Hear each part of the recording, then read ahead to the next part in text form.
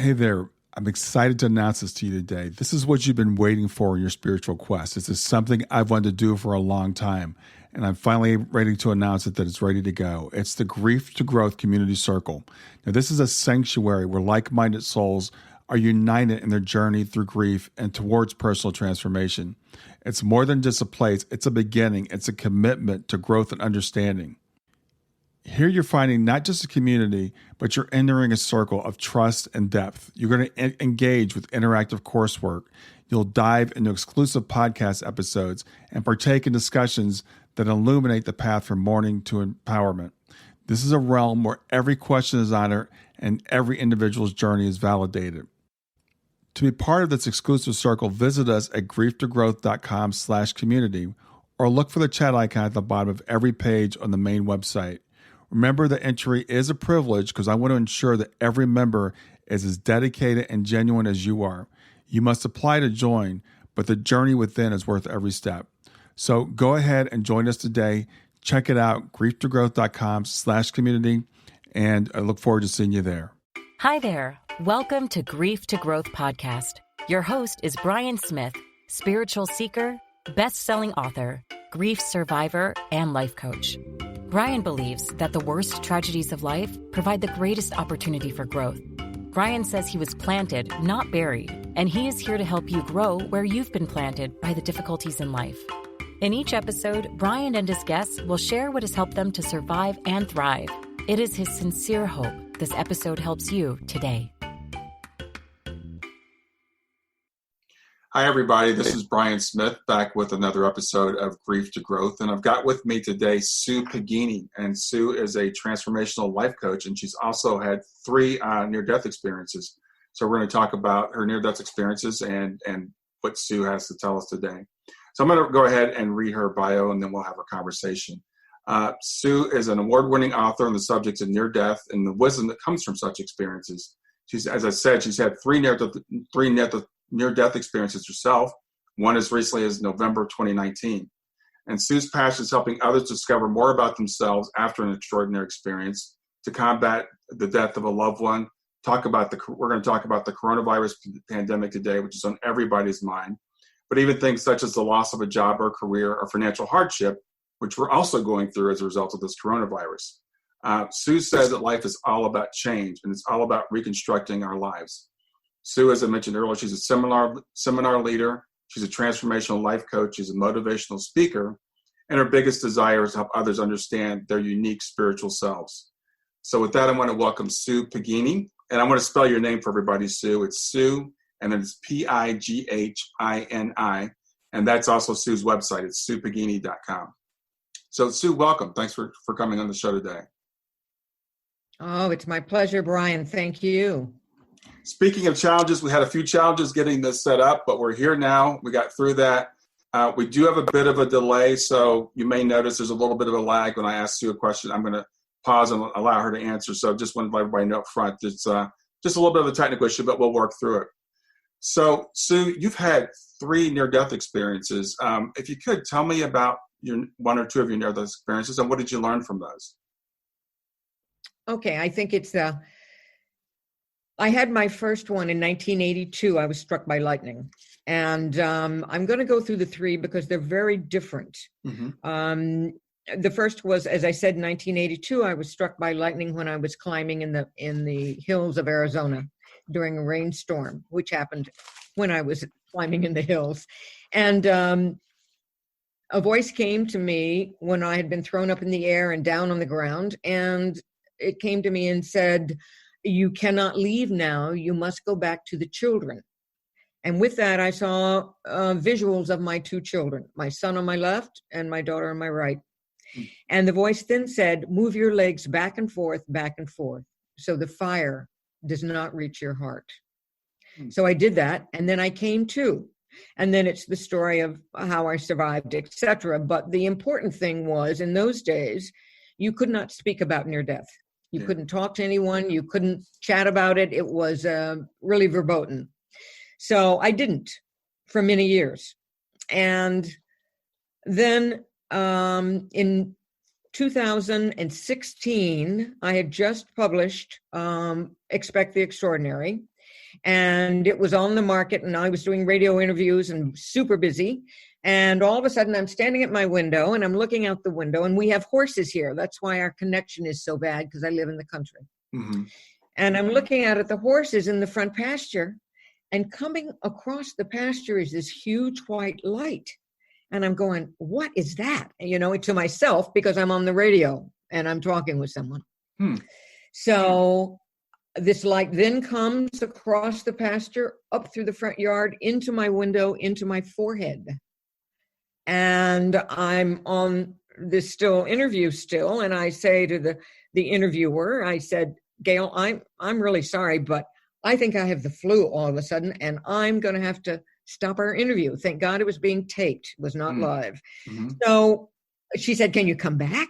And I said, I don't think so. So with that, I hung up and fell to the ground. I had my phone with me, dialed my husband, and I told him he has a medical background. And I said, this is what's going on. He called 911 immediately. He was not with me. He was out doing some things. Mm-hmm. So he comes rushing back. The ambulance comes. I had a brain aneurysm.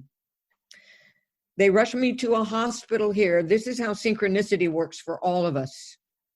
They rushed me to a hospital in Richmond, Virginia, because the local hospital did not have the equipment for this type of aneurysm. So the aneurysm was behind my right ear, and one of the most famous brain surgeons is here on the East Coast, and he was at Richmond. He was at Virginia Commonwealth University Hospital. And he came in after they had finally got me settled down, and he said, we have never seen this before, and I've been doing this for 20-something years, and I've never seen the location before. As a matter of fact, we can't exactly find it. So he went in, they did find it, and he brought me back out before doing anything. He said, I just want you to know that this is so rare that none of the research has information on this type of brain aneurysm. You are one of 15 people in the last 25 years that has had this aneurysm and lived. Wow. Are you comfortable with me going in? I said, I don't think I have a choice. He said, yeah, it's kind of iffy. So he was fabulous. His name is Dr. Dennis Reve. He is extraordinary. He brought me through. Here I am today. I still have bits and pieces of things that I have to work on. And, but it left me with an understanding that every time I go through a major physical event, I am connected. So during this particular time, when they did the last angiogram, I feel myself lifting up from the table that they had me on onto another table, and all around me, all around the side and the foot of that table are little white angelic presences. They're not very tall. Maybe they were 4 feet. And then right behind my right shoulder was this very white, dressed in white, large presence. And they said, or the voice from the large presence said, we have you. And with that, I came through. And I've often asked myself, was that the staff? Was that the medical staff that said that? The sense is that it could have been. But these entities were there to protect me and bring me through. So that was number 2. Number 3 happened last November. Wow. I had some facial surgery because I had cancer on my nose. And this was the second half of the surgery, 2 or 3 weeks later. And it was not a major surgery. I was just under twilight. And with that, as I was coming out of the twilight, I could feel myself. I was in some other location. And around me, again, were all these individuals in white, all of these, and they looked like people in white. And they were not medical staff because they'd been in blue. And what the voice said to me then was, you're not leaving now. And they touched my legs. And I came back, and I was just so disoriented. And I asked the nurses, I said, why am I shaking so hard? Because I was shaking like my teeth were chattering so hard. And they said, you're not shaking, Sue. Then I had to be shaking when I was coming out of recovery upstairs. And they brought down the anesthesiologist, and he said, Sue, it was one of the quietest surgeries we've ever had. There was nothing. You were quiet as a mouse. I went, wow. So what I felt was, in this third episode, is that, was I trying to leave? And the universe and the entities were saying, no. Yeah. No, this is not your time. So the reason these are important, and the reason I'm being so visual and so detailed with these, is that I want your audience to understand that they are never alone. Yeah. Regardless of what we go through, and it's very hard to believe right now. It was very hard to believe it for 9/11. Massive change is here. It is in front of us now. And we can go into that. I don't want to change the direction of your interview, but no, that's great, because I think, as you said, when we have these experiences, there's a lesson in them, right? And you're talking about, these are obviously challenges, great challenges that you had, but you came back with wisdom and information that we can all use. So yeah, please feel free to share. Okay, then as we've gone through this coronavirus in the last several weeks, or the last couple of months even, I often ask why. And there's been all kinds of information leading up to this. And it's the real overriding big picture reason is because we all need to share love more. We don't even know the people that we're sharing love with, but we as a humanity, this is worldwide, need to share love. We are the only planet in the universe that has free will. And the energy that is changing right now is all about coming from your heart space, not coming from your brain. So it's about, what can I do as an individual to enhance my heart space? And when we do that, the fear dissipates, because now we're coming from another location. We're not coming from up here, we're coming from here. And I would like the audience to know that the heart that we're talking about is not right here over the left-hand side so much. It's right here in the middle of your body. This is called the high heart, and it has a brain of its own, and it helps our soul connect to where we can live the very best lives ever. So the big picture is, if we look at what people are doing for each other, it's on the press every single day. Young people taking food to the elderly, people singing from the balconies in Italy, doctors and nurses working 24/7. We are giving of ourselves from the inside out in order to make this a better world. And the concept also, I feel, is that countries and nations that do not meet this criteria, that do not jump on board with the selfless caring that's taking place, will end up not doing so well. So if we look at China, Iran, Korea, Russia, and parts of Africa, all of this needs to change. These nations are being forced into change. So for us in this country, since we come from a democratic free will society, I feel that we are being used as the example. And that for your audience, the first place that we start now to expand our heart space and love is with ourselves. Yeah. So we take care of ourselves physically. We take care of ourselves emotionally. We take care of our loved ones so that our heart expands. And as it expands, it can go anywhere from 3 feet to 6 feet. That energetic vibration of love expands. It's the most powerful energy on the planet, in the universe. Yeah. And because we have free will, we get to extend it out. So that's what I feel for the coronavirus. The other thing that I want to help people understand is that in order for you to allow this new energy of love to expand, we must simplify. So we're being forced to do that. Yeah. I fortunately live on a farm, so I can be running outside with horses. There's nobody around but me and my husband, and I have dogs. And so I get to be out in nature, which constantly fills me up with more love. So I ask your audience to find visuals online, on their TV, of nature, of animals. I constantly post on my Facebook page, Sue Pighini. I constantly post anything about animals to give people a laugh, a warm feeling, to help them expand who they are. Yeah. So let me not keep going here. No, I'm just enjoying listening to you. And I'm thinking, as we talked about, the coronavirus, which is the topic, we're recording this on April 3rd, 2020, and we're hopefully nearing the peak of this thing here in the United States. But it has really forced us all to slow down and to simplify, whether we want to or not.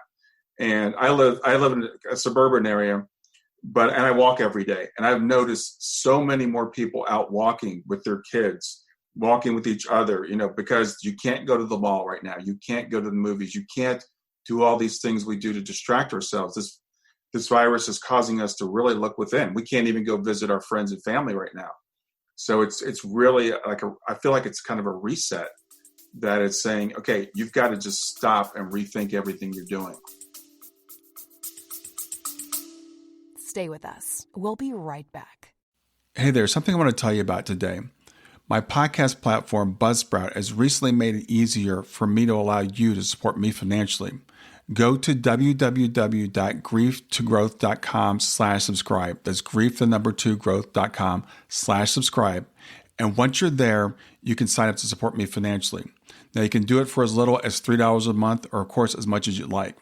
If you do that, you'll get access to bonus episodes, and you'll see those in the regular feed. They'll have a lock on them.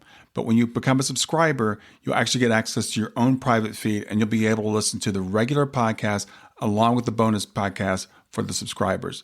I want to thank you for listening. I want to thank you for sharing the podcast. And I want to thank those of you who support me financially. Have a great day, and on to the episode. And in my terminology, I'm calling that a planetary pause.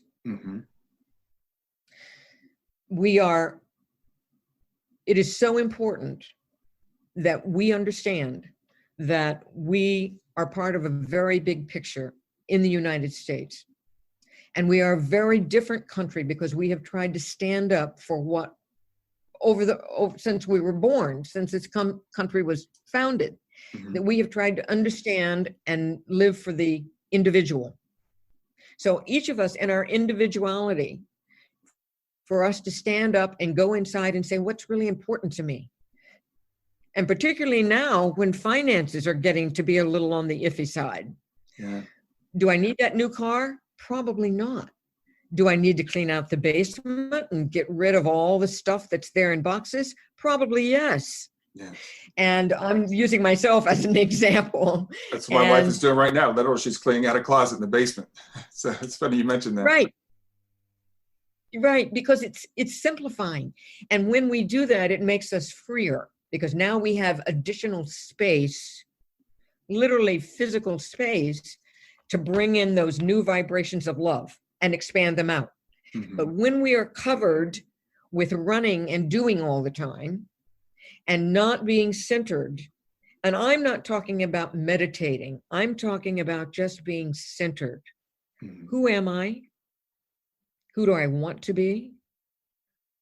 What are my gifts and talents? What was I born with that I can now expand and share with the world? That happens to be some of the seminars and classes I teach, because when we realize that we came into this world gifted with unusual gifts and talents, and they only belong to us, not that someone else doesn't have the same gifts and talents, but coming from our voice, it's different. So getting to know ourselves and be happy with ourselves and appreciate ourselves gives the energy of the physical body to heal. It gives us an opportunity to expand that healing and love to others, but it must start with the individual first. Yeah, it's. I think that's and like I said, there's so much fascinating about the way this virus is working and changing the way we do things, at least right now, because as you said, it does start with the individual first. We have to expand love, but we have to first turn within, and it's forcing us to do that. And I know it's making a lot of people very uncomfortable because they just want to get back to, going to the movies and going out and doing all those things, and they want to return to normal. Right. But we're hoping that it's going to be a new normal. Yeah. All right. Because Mother Earth and the universe will not allow us to go back to the old ways. This is a new world. Yeah. It started in the year 2000, and it has expanded little by little by little. And the year 2020 that we are now in is the year of transformation. And the energy of this transformation is so powerful that some physical bodies cannot take it in. The need to change is so strong that we either address it and ask ourselves what is really important for us to be whole from the inside out, or we end up having additional physical issues. Now, I'll use myself as an example. I had a small spot here on my nose that I didn't address. And one of the backgrounds that I have is mind-body work. And so the mind produces what the body shows us. And when we have a skin issue of any type, it is about allowing toxic emotions to be released. It can come in the urinary tract, it can come in the colon, or it can come in the skin, wherever we release. Mm-hmm. So my issue was, what are my toxic emotions? As soon as this happened, and I went in and I said, I have this little spot, and they said, that's not a little spot. We're going to have to do reconstructive surgery on your nose. Mm. So they took off part of my nose and reconstructed it. Wow. And yeah, it was a real wake-up call for me. And that wake-up call was, what is really important to you, Sue? Who do you really want to be? Do you feel that you need to follow other people's guidance and other people's paths and other people's direction of you? No, I don't want to do that anymore. Even at my older age, any time in life is a good time for a wake-up call. Yeah. So, yeah. So for me, it was, how do I want to live going forward? Starting in November, who am I? Who am I really? And this is what I want your audience to ask themselves. That's why we are being sequestered. Yeah. Is to find out who we are. Yeah, it's I mean, that's a really good point. And I interview a lot of people who've had near-death experiences. I work with parents who've lost children through helping parents heal. And it seems like it's these big challenges in life. It seems like kind of takes that. It takes getting knocked off course. We're all on this course, and we're kind of walking around like mindless robots, just living what everybody else wants us to do. But it's when we get knocked off course that we wake up and say, wait a minute, it's just the course I really want to be on. And at least in our lifetime, our parents' lifetime even, we've never had a reset like this for the entire planet, where the entire planet is being forced to slow down. And to the point where physically, I saw the other day, the seismologists are saying they're getting much, much more sensitive reading of their seismographs now, because people are literally moving less and there's less background noise. We've seen air quality improve. We've seen water quality improve just in a couple of weeks. So we're seeing like a reset of the earth. I mean, it's literally a reset. And when I wake up in the morning, I think somebody on the other side of the world is thinking the same thing I am. They're thinking about the coronavirus. And it's like we've all been given like a diagnosis that you have a chance of dying. This is a really real chance that you might not make it through this year. Most of us never think about that. And it's forcing people to face our mortality, but also our immortality, that we are eternal beings. We don't die. But the fact that these bodies are vulnerable. Stay with us. We'll be right back. Hi there, I'm really excited to tell you about my latest ebook. It's 4 lessons that you can learn from the near-death experience without going through all the trouble of dying to learn them. I've been studying NDEs for several years now. I am completely convinced that not only are they 100% real, but that there's some very universal wisdom that we can get from the near-death experience. And I've distilled that down in this book into 4 short lessons. And I've also given you all the reasons why I believe that NDEs are absolutely real. So go to www.grieftogrowth.com/NDE lessons to pick it up for free. www.growth.com/NDE lessons. I hope you enjoy it. Right. And I think that Mother Nature, who is our mother, everything we get to live on comes from Mother Nature. We can't have a house without the trees, and we can't have food without it being planted by Mother Nature. And I don't think she likes what we've done in many ways. We've polluted the waters and the air, and we have polluted our minds by not being clear about what's really important. And when we are so busy wondering what the next thing is that we're going to purchase, instead of spending time out of doors in appreciation for what we see and feel every day, and the gratitude that we have. I mean, I well know what it's like to live in a heavy suburban area. I worked in New York City for years. And you can't, when I think of the time I worked there and what I see on the news now, where there's nobody on the streets, there were hundreds and hundreds of people per block in New York City. Yes. All of us rushing. All of us rushing. Yeah. And now we don't have any place to rush to. So I think it is so important for us to ask us each of us ask ourselves, who are we? What do I want to accomplish? Tomorrow is not a given. I can speak from personal experience. It is not a given. So every day that you and I and your audience are grateful for being alive is another day that our gratitude expands who we are, and the things that are important come to us. So gratitude is a huge part of who we are, or needs to be who we are. You're absolutely right. And I feel like I have a gratitude practice. I wake up every morning and I try before I get out of bed to say 3 things I'm grateful for. And I've been doing this for a couple of years now. But what I realize is no matter even that, I still take things for granted. So a couple of weeks ago, I go to Trader Joe's to get eggs. And I was grateful to find eggs because there were no eggs in this city for several days. We're grateful now for finding toilet paper. We're looking forward to being able to see our friends again. We have very close friends that we can't see right now. And you kind of take it for granted that you're going to see them, next week or whatever. But now, I'm really looking forward to just those really simple things. So hopefully, we'll remember this, once we come out of this.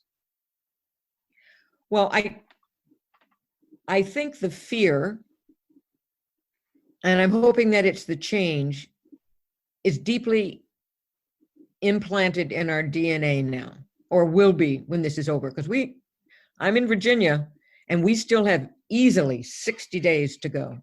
The height of this is not supposed to even reach us here in Virginia until May 25th. So we have a long way to go. Yeah. And the longer we are in this transitory period, the deeper it will settle. Yeah. So the faster that we as humanity come to the realization that change and change for love is the only way that we as a society and humanity can go forward, I think the sooner we do that, the faster this will be over, because it will be a permanent DNA cell change. Yeah. I tell you, Sue, that's actually the scary part for me, because I believe this virus is here to teach us a lesson, whether it was sent by the universe or whether it was called by our collective consciousness or sent by God, or however people want to phrase that. I think it was here to send us a lesson, and I think it's going to do whatever it takes to send that lesson. And I pray for it to be over quickly. I pray for it to be as few, deaths as possible. I want to put this behind us, but I think we do have to learn the lesson. And I think it's, as you said, the worst of it's still to come. We know that even from the models we've got. We're in early April now, and they're telling us, it's going to peak. I'm hoping at the end of the month. It may be the end of May in certain parts of the country. I see what's going on in Florida right now. I mean, Florida, I think it's going to be bad there. So yeah. We have and to. we were planning on moving back. I'm sorry? I'm sorry. We had property at one point. We're horse people. And so Ocala, Florida is a huge horse location. And okay. we were looking at homes to sell this ranch because we didn't want to be in the winters anymore. Well, now Florida's out of the question. Yeah. So we have to be grateful for where we are. Yes. Yes. My husband and I. Yeah. Yes, we do. So for us, it was an eye-opener that said, wow, this is pretty fabulous. I think we need to be grateful for where we are. Yeah. It'll be, these next few weeks, I mean, it's April 3rd and people are, looking at the numbers every day of the number of cases and the number of deaths and everything. And next few weeks are going to be bad. I mean, they're just going to be bad. And we have to, what I want to do is to offer people hope, to let them, feel like there's a purpose in this for us as a planet, and that's all for us individually. I have a 23-year-old daughter, and I was talking to her yesterday, and she's in grad school, and her school's shut down now. They're learning remotely, but she's in mental health counseling. She likes being with people. So she said that's been, her work. She can't see clients face to face, and she can't go out with her friends. And I said, I'm really sorry you're having to go through this, but this is going to define a generation. I mean, this is something that this is our World War II. This is our Spanish flu of 1918. This is our thing that's going to define us as a generation. And we need to use it for positive change to move forward. Yeah. Yes. And I'm Zooming with my family tomorrow. I have grandchildren and I haven't seen them forever, or my children forever. And we're going to Zoom tomorrow. And then for Easter, we're going to Zoom. And how interesting I find, if I look at all these things that were set up for us, the whole technology drive that has taken place in the last 10 years has brought you and I to this fabulous location of we can have a conversation from around the world or from across the country. Yeah. And it's as if all of these steps were set up for us and we had no idea that they were being set up for such an important reason. I mean, Zoom could have come 5 years from now instead of now, So I think it's been really amazing. It's really amazing if we look back and see where we are. I just got a call the other day, not a call, but an email from my doctor's office, which is a huge practice. And they said, we are telemedicine every single day. So if you have a problem, get in touch with us because we are here. We are telemedicine. So it's really opening up avenues that nobody thought was possible before, or certainly not in this time frame of 2020. Well, so I think it's exciting. Yeah. Thank God for this technology. I mean, we, Helping Parents Heal, we had a conference scheduled for April. We were going to bring all these parents in. We had 600 people coming to this conference in Charleston, South Carolina, which of course we had to cancel. But almost every single speaker has said, I still want to participate. So we're, through the technology of Zoom, we're able to bring these speakers to our parents, and we're having regular meetings. Our face-to-face meetings we can't do right now, but we have, because we have the technology, we're able to continue forward. And I've seen these people that create content like I do, they're just really, there's been an explosion of content because everybody wants to know, what can I do? How can I help out? And while we can't get together physically, we can get together like this and be safe, but also still reach each other, still have that connection, that heart connection, and not feel like we're so alone even while we're isolated. Yes, which is unbelievable. It's fantastic that we can do this now. So I think, regardless of what goes on in our lives, if we look at what the wisdom is, what the teaching might be, why did this happen? Why did I lose a job? Why did I lose a child? Why did I lose a spouse? Grief is a very difficult thing. I went through it myself for quite a while. So I've not lost a child, but I lost a spouse. And it was 10 years of trying to help him medically, and then he passed. And so you just have to sit back and take a breath and say, okay, I helped that person the best way I could. I did as much as I could in that lifetime with that person. And now what else can I do? How else can I help others? What more can I do, for everyone else? Yes. So you know that better than anyone. I do. And, the thing is, as I said, from your experience and my experience and just as I talk to people in general, it is these challenges in life that we learn from as much as we hate it. That's just the way humans are.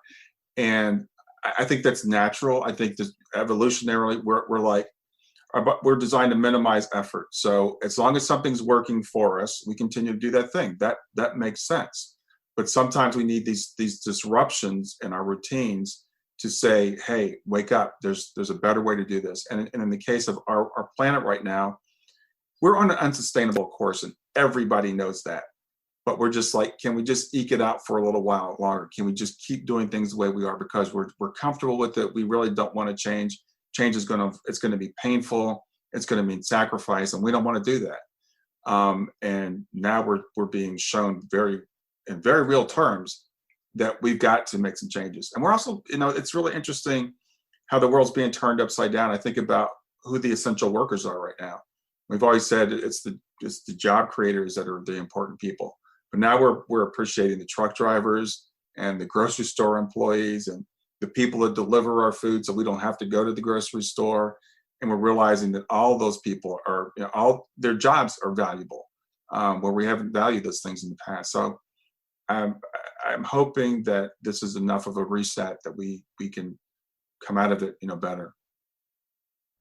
Well, let me throw a couple of other things out here in the wisdom of a near-death experience. Yeah. And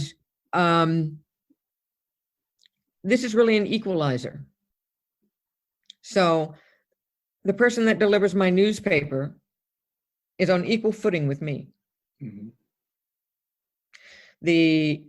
In Spain, there's a YouTube video that has gone viral showing the doctors and nurses in Spain at a hospital clapping and whistling for the workers that were the cleaning crew that were cleaning the floors and sanitizing the hospital.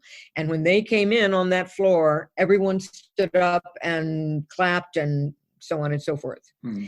So we are equal human beings. And as souls, we came into this world volunteering to be here at this time, to help make these changes come through, for me to go through, and for anybody else who's gone through major experiences. For me, I volunteered to go through these near-death experiences. Mm-hmm. And when I got out of that aneurysm, I said, "You've got to be kidding me." But it was about my ability as a soul, not as a human being, but it was about my ability to raise my hand and volunteer, to download, if you will, any wisdom that I could receive to pass on. Mm-hmm. First to integrate, and it took me many years to integrate the lightning accident. And the wisdom started coming, and I just didn't realize it even though my life totally changed right after the lightning strike, I was changing, and I was integrating that wisdom. So all of your audience is going to be integrating. When I say that the selves are going to be changing, they're going to be integrating with the wisdom that they are receiving during this time. Yeah. So the coronavirus is giving us a wisdom to be a better human being, to be more conscious of our earth, to be more grateful for our loved ones and our pets and the things that are really important. And if you look at that, all of those things, the pets, and I have a little fat one sleeping over here, the pets, the loved ones, they are all a symbol of love. Mm-hmm. They're not a symbol of a new purchase. They're not a symbol of things. They're a symbol of what goes on in our hearts. So I keep saying the word love because that really is the very big picture. It's the connection of love. We're all connected. As souls, a little more wisdom. I'm a full believer in reincarnation. If your audience is questioning that, or they may not know about that, they can look up a Dr. Brian Weiss, Weiss, who is really the grandfather of past life experiences, which translates into reincarnation. As souls, when we came into this, what we call incantation, what we came into this lifetime with was to stand in line. All of these souls, millions and millions of them, are all lined up. And they're behind us or with us.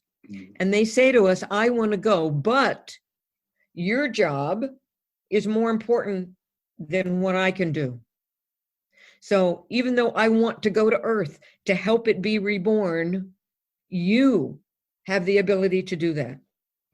So we are all supporting you, whoever you may be, you, me, your audience, all of us who are here today on the 3rd of April. We are being reborn with the help of all of these other entities and souls who could have been here, but we were chosen to come. So I think that should help everyone understand how important they are. Absolutely. How important they are to this mix, this rebirth, this change that we are going through right now.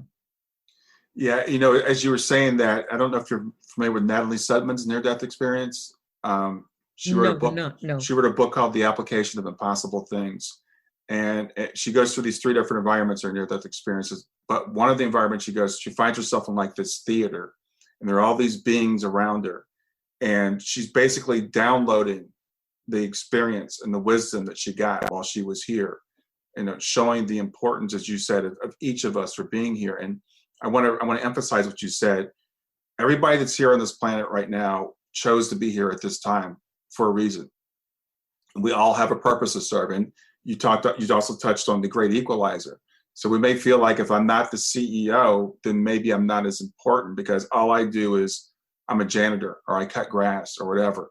And we're all right now applauding these people because we're finally appreciating how important they are. Yes.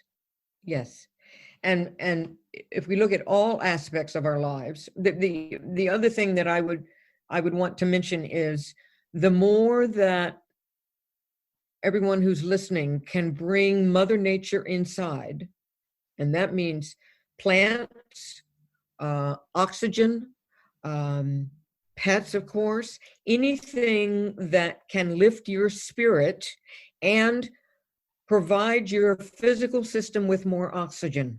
So when you sleep at night, if you can get a green plant to come inside with you, you are now transferring your CO2 with the oxygen that plant is putting out. Mm-hmm.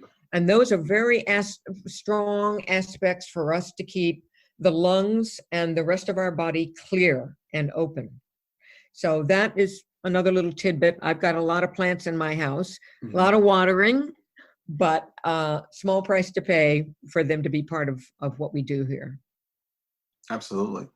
So, tell me about your book, Expect the Extraordinary. What will I find when I get your book? Okay, well, I don't know, can you see this? Can you see the title at all, or is it Yes. backwards? Nope, I see it. Okay. All right. So this is Expect the Extraordinary. This is about my first near-death experience, because the other two came after this book was published. Right. Yeah. And about two other folks, two men, each of whom are very unique, and the near-death experiences that they had. Okay. And then it is also about the wisdom that mind-body expansion will give your audience, as well as the wisdom of the animal world.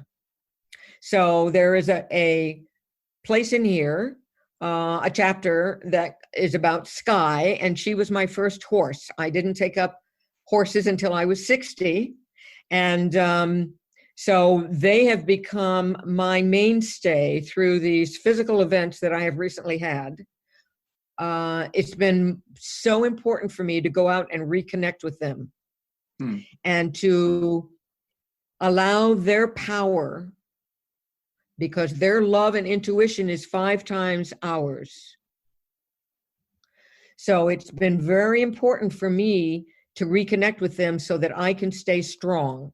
And they have helped me immeasurably. And that's one of the things that we do here. So this book is dedicated. It's on Amazon and all the major booksellers. I offer, it's on sale for $10. It's a $16.95 book because it's in color. And I'm happy to have folks get on my website and order it there so that I can send them an autographed copy. Happy to do that. Same price. So it is really about realizing that we are more than we think we are, that we are much bigger, as I talk about the vibration of the energy that comes from us, that the more we expand from the heart, the bigger the vibration is, and the more the more good we can do in the world. Yeah, so and I really think the premise. The thing about near-death experiences, and I've been studying them for, as I said, a couple of decades, the experiences themselves are fascinating and they're wonderful to listen to, but it's the wisdom that comes from them that's really important. And we don't have to have a near-death experience to get that wisdom. We can study near-death experiences. We can listen to the people that have had them that come back and tell us, you are more than you think you are. You are here for a purpose. You are infinitely loved. You're more powerful than you think. All those lessons we can learn from reading books like yours and listening to people like you talk. And then we have these events that come along, like this very unique event we're all experiencing right now, the coronavirus, that can give us all at least an opportunity to reset, to think about how we're doing things, and to really go within so that we can connect outward. And we chose to be here. So we chose for this experience to expand ourselves. So I think we have to look at it in another light versus the fear and desperation. And we've been given directions to go in. Social distancing, washing our hands. We've been given directions of where we need to be, and we need to be using those parameters in order to stay healthy, because we're here for a reason. Yeah. We're here to make change. Yeah, and even those things are ways to take care of the other while we're taking care of ourselves. I mean, I've heard some young people say, because when this thing first started coming, they basically told young people, you're immune, you can't get it. But now we're finding out that young people can be carriers. So when we practice these social distancing things and we're washing our hands and we're thinking we're taking care of ourselves, that's all important. But we're also taking care of everybody else when we do that, when we do the social distancing, because we don't know, we may be an asymptomatic carrier. So the more that we do these things, it's really emphasizing the whole, how as an individual, you're part of the whole. And it's a symbiotic relationship. Right. And we're all connected. So we need to be thinking about our brothers and sisters and their children. And I think it's been a huge wake-up call. I just read the other day, I'm originally from Texas, and I read the other day that 28 young people from UT, the University of Texas, because they went to Padre Island for spring break. 28 now have coronavirus.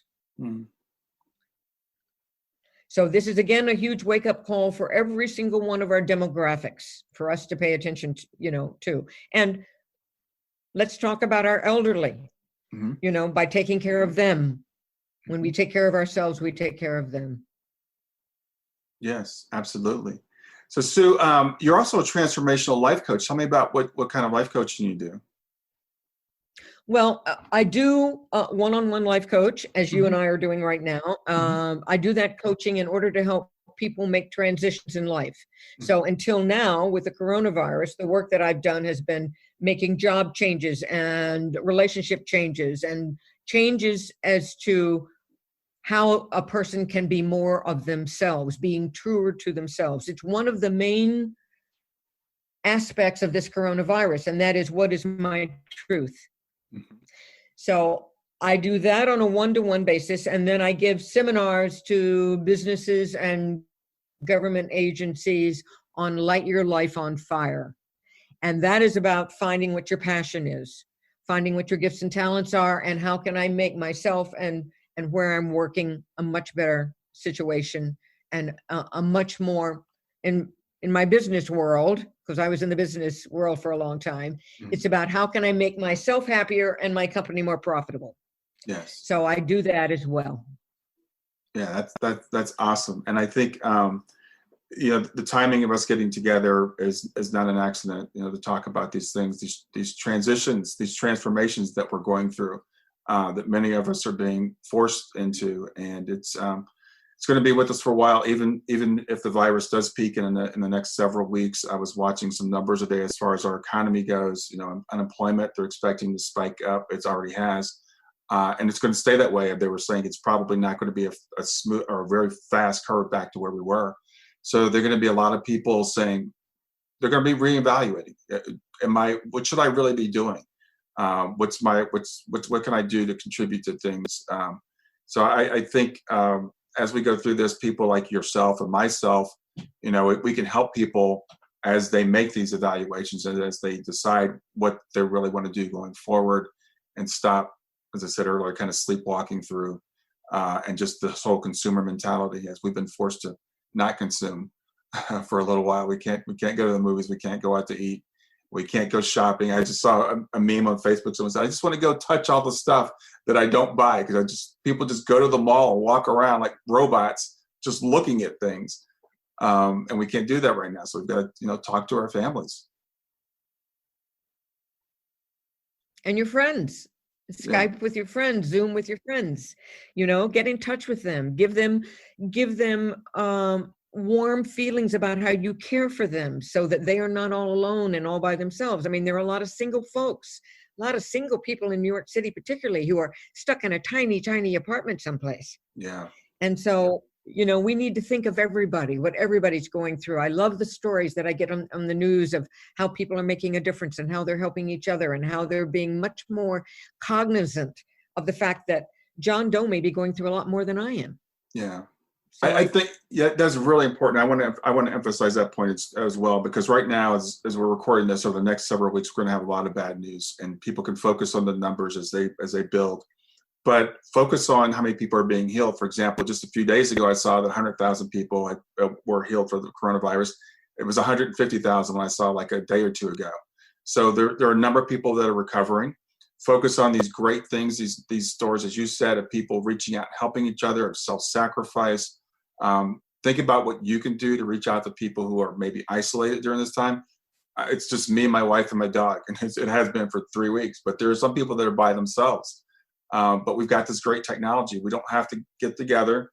And I'm not saying, because a lot of people are doing this. They're sneaking around. They're getting together with their neighbors. Don't do that. Stay safe. Do the social distancing. It'll only be a little while. Anne Frank was in her apartment with 8 other people for like 2 years. So we can do this for a few weeks. And we can just kind of hunker down, take it as a reset, and come out of it better. Well, I think you're 100% right, Brian. It is really about getting to know ourselves and getting to know who we are and who we want to be. And for some people, it's going to take a little bit longer because we are spending so much time being concerned about what we don't have. Yes. Mm-hmm. What's the positivity of this? What do I have that's important? Yeah. What do I need to focus on?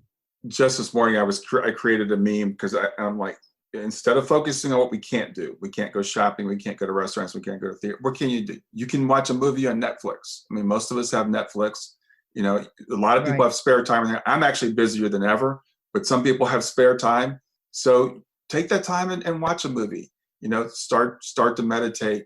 Take more naps. You know, take some time to do some self-care. You know, clean out a closet. You know, this is the time we can do all those things that'll really refresh our spirits and take a reset and come back, like I said, more grateful and happier people.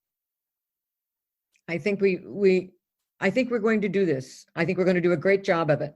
And I think you're right that it's going to take us a lot longer from the financial aspect and the economic aspect to come back. But maybe that's what we're supposed to be doing. Maybe we're supposed to be concentrating on things that are much more meaningful. And I would not be surprised if people do not come out of this with jobs that do things and change things that make a difference instead of just bringing home a paycheck.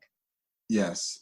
And I'm telling my wife this morning, it's going to be really interesting to see how we transition back out of this and what changes are permanent. As a podcaster, it was interesting. Podcast listening is actually down, which is kind of counterintuitive, but a lot of people aren't driving to work right now where they would listen to podcasts. They can't go to the gym where they were listening to podcasts. So listenership is down, but the loyal listeners are still listening. But, a lot of employers are going to say, you know what, we don't need all these people in the office. And a lot of people are going to say, I don't need to drive especially people in the congested urban areas where they're commuting an hour and a half each day, every day. That'll reduce pollution on our planet. That'll reduce our carbon footprint. So there's a lot of good things that can come out of this. No, I agree with you. I saw a picture of LA from before and then today, and I've spent a lot of time in LA and I didn't recognize it because there was no smog. Right. Because it's one of the heavily trafficked areas in our country. So it was wonderful to see that. It's a beautiful city, and it was wonderful to see that. Well, I realized even with myself, my wife and I hardly ever leave the house. I mean, it's not unusual for me to go anywhere for a week, but still I make those quick trips to the grocery store. I want to have something and I just go pick it up. But now I'm like, I'm only going to go to the grocery store once a week at most. So we'll just make do until we actually absolutely have to go. And that's a habit we should all try to get into, to stop making unnecessary trips. Right. And so I have cereal tonight instead of meat, Right. Sometimes there's a sacrifice that's involved in keeping ourselves safe. Mm-hmm. And I think that the more we realize that maybe we don't need every single comfort in the world, maybe we need to learn to sacrifice a little bit so that we can say, boy, I'm capable of doing that. Wow, I did that. Wow, I did this. Mm-hmm. And every time we do that, it builds on our self-esteem because we become more powerful than we were the day before. Mm-hmm. Absolutely. Well, Sue, I'm going to, we're going just about an hour now. You and I, we talked, there's so much we could talk about. I'm sure we could talk all afternoon, but I really appreciate you being here. I'm going to ask you if you have any final thoughts before we close out. I think the most important thing for all of this is for everyone to realize how loved they are and how we have these extraordinary angelic beings who are around us every single day. We all do, every one of us, and that they are here to help us through this time that we are going through. And that just to know that you are loved and you are appreciated and that you will help make this an extraordinarily better world. Oh, thanks. That's a great way to end. And I just want to give everybody your website again. It's www.suepighini.com. That's Sue, S-U-E, Pighini, Pighini, P-I-G-H-I-N-I. The book is Expect the Extraordinary. You can find it anywhere and at Sue's website. Thank you. And it's been a wonderful afternoon. Thank you so much. Yes, it was great seeing you. I will hopefully talk to you later. Okay. Be well. Great. Bye. Thank you. You too. Bye-bye. Well, I hope you enjoyed the episode. I want to make it really easy for you to reach me. So just send me a text to 31996 and simply text the word growth, GROWTH. In fact, you can right now just say, "Hey Siri, send a message to 31996. And when Siri asks you what you want to send, just say growth. You can do the same thing with OK Google. Thanks a lot. Have a wonderful day. Thanks for listening to Grief to Growth. Brian hopes that you find this episode helpful and will come back for future episodes. Brian's best-selling book, Grief to Growth, Planted Not Buried, is a great resource for anyone who is coping with grief or knows someone who is. If you enjoy the podcast and would like to support it, there are 3 things you can do to help. The first is to share the podcast with someone that you think it will help. The second is to go to iTunes, rate, and review the episode. The third way you can support the podcast is by becoming a patron. Head over to www.patreon.com/grief2growth. That's patreon.com/grief, the number 2, growth, and sign up to make a small monthly donation. Patrons get access to exclusive bonus content and knowledge that you are helping to spread the message of grief to growth. For more about Brian and Grief to Growth, visit www.grief2growth.com. Hi there. I hope you enjoyed this latest episode of the podcast, and I'd love to hear your thoughts. What questions came up for you? What did you like about it? What didn't you like about it? I invite you to visit us at grieftogrowth.circle.so. That's growth2growth.circle.so to continue the conversation with me and with other listeners. It's a space to sound off, to share reactions, and to go deeper into the topics from the show. I look forward to chatting more, and I hope to see you there.